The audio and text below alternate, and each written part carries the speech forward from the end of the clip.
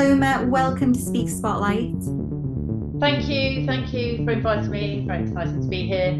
It's brilliant to have you because you've done the dyslexia show before and people are well aware of your name within the dyslexia neurodiverse world. Could you tell us a bit about your background?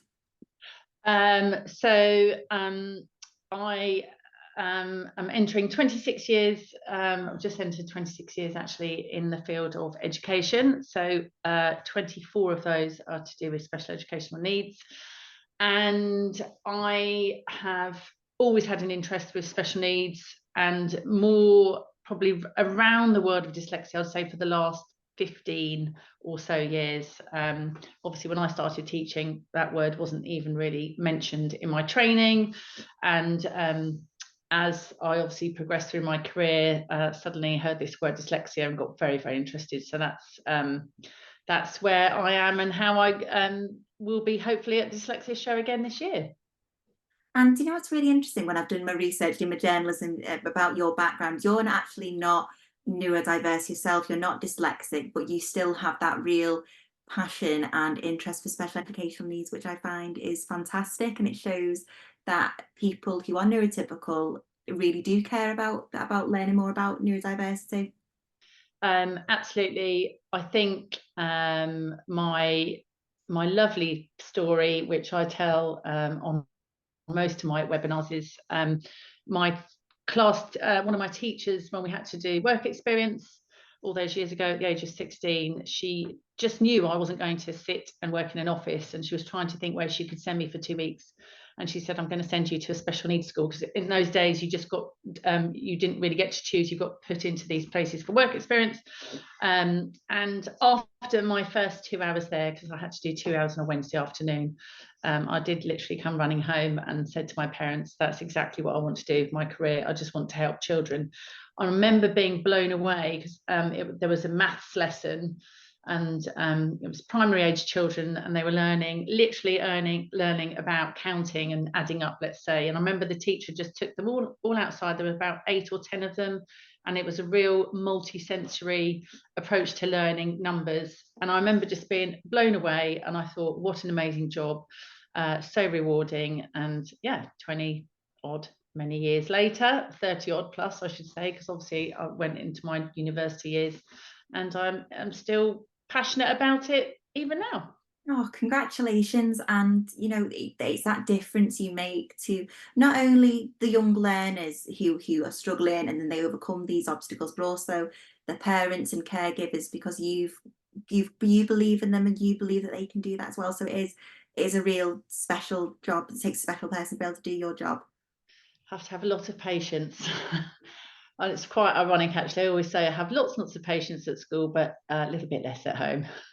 No, I'm only kidding. Yeah, no, it is very good, and I get to work with a whole range of people. So currently, I think I do have one of the best jobs. I'm still at school 1 day a week, so I work in a learning support department, supporting children from primary years, nursery, right through to kind of key stage 1 and key stage 2, and then the other side of my week, I get to work at my local university where I'm supporting adults who all have autism, and a large percentage of those also have dyslexia. So I get to kind of work with the whole age range, as well as supporting parents and training educators.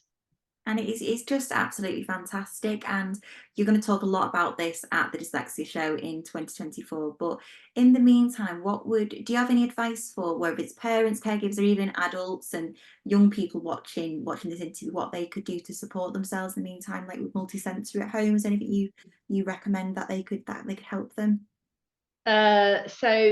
Parents, in terms of supporting their children, I think one of my biggest pieces of advice is never give up. Often there are many frustrations, and there seem to be lots of barriers in the education system. And I think for some parents, it becomes such a struggle, they just want to give up. So I'd say never ever give up. There's always plenty you can do at home. There's literally lots of different programs you can buy into. Luckily, in the current climate, there's all sorts of different programs that are spelling programs that are based on multisensory learning, which I will be talking about at the Dyslexia show. I think that's one of the questions that comes up quite a lot from parents is, what can I do? What can I do? So I would say never give up, always have a strict routine. A lot of our dyslexic students, it's not just reading, writing and spelling. There's a lot more that they can, they obviously have lots and lots of strengths, which is really important that you jump on that. But sometimes they do find things like they can be a bit disorganized. So if you can keep up that routine at home, that will be super supportive. But I shall be talking a lot more, giving lots of tips and strategies at the parenting talk in March. And we can't express enough just how beneficial it is attending the show, not only to hear talks from like yours, Paloma, but also you meet like-minded people, you meet people in the same position, because you do feel like the only one at times. Yeah, it's so it's the third year running, so it's my third time being invited. I'm doing 2 sessions, which is amazing. I'm doing an education one and parenting one, and I can only say the atmosphere. I will turn up on my own. I'll get on the train and head up there, and you are just surrounded with the most amazing people. You've seen people online, you've seen people on LinkedIn. There's parents that have messaged you that will turn up, and it's just a really special sense of community. It's absolutely, something quite special indeed, actually. So I'm really excited. And anyone who's even sitting on the fence or saying, oh, it's a bit too far to travel, I'd say ignore that. Just get your train ticket and head up there. If you've got any interest at all with dyslexia, or you're I just got a message this morning from a parent that was messaging and talking about her concerns about her child's homework, which is another area that parents really struggle with, because their child's working so hard throughout the school day and their brains are working a lot harder, and then by the time they come home they're absolutely exhausted, and then the dreaded word homework comes up, and you could see she was just at her wit's end. And I was thinking, oh, there's just so many tips and tricks for things like homework. You've got to come to the show, got to come to the dyslexia show, because there'll be lots of tips and advice. And I could talk to you all day, Paloma, but in the meantime, where can people find out more about you, your work? From now to March, where can people find you? So my business is Screening for Dyslexia, so www.screeningfordyslexia.com.